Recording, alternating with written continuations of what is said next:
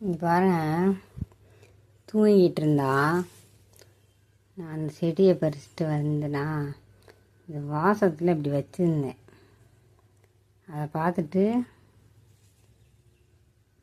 இது நம்ம மனுஷங்களோட பூனைக்கு மோப்ப சக்தி 60 மடங்கு அதிகமாக. அந்த வாசத்துலேயே முடிச்சுட்டு பாருங்கள். பக்கத்தில் வச்சுருந்தேன் தான் இப்போ. ஆனால் காலையில் போயிட்டு பறிச்சுட்டு வந்தேன். இந்த செடி வெள்ளனே போயிட்டு நான் கவனிக்காமல் இது குப்பைமணி செடின்னு நினச்சிட்டு பறிச்சுட்டு வந்துட்டேன். இது ரெண்டும் குப்பைமணி செடி.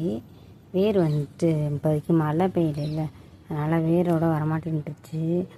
இவ்வளோதான் வந்துச்சு. இதை பறிச்சுட்டு வந்தேன்.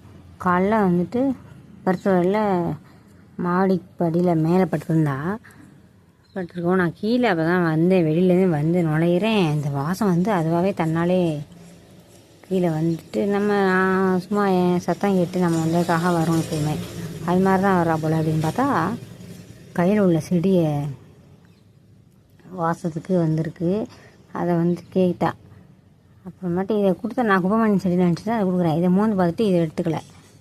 இதை ரெண்டையும் குப்பைமணி செடி, அதனால் இது ரெண்டையும் எடுத்து இங்கே பாருங்கள் இது பண்ணி அது வாய் வச்சு இது பண்ணனால இது பாருங்களேன். இது சப்பி இருக்கும் போல் சாப்பிடல வைக்கிற இது இது பண்ணிச்சு. பார்த்தீங்களா? என்னடி பண்ணுறேன்? சாப்பிடு சாப்பிடு.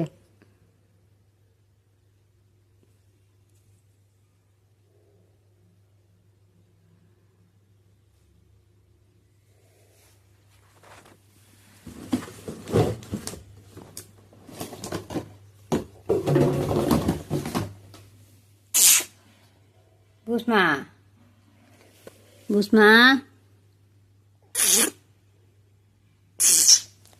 என்னடா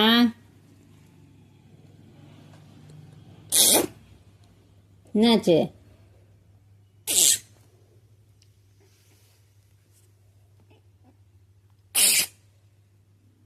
தூங்கு தூங்குறியா?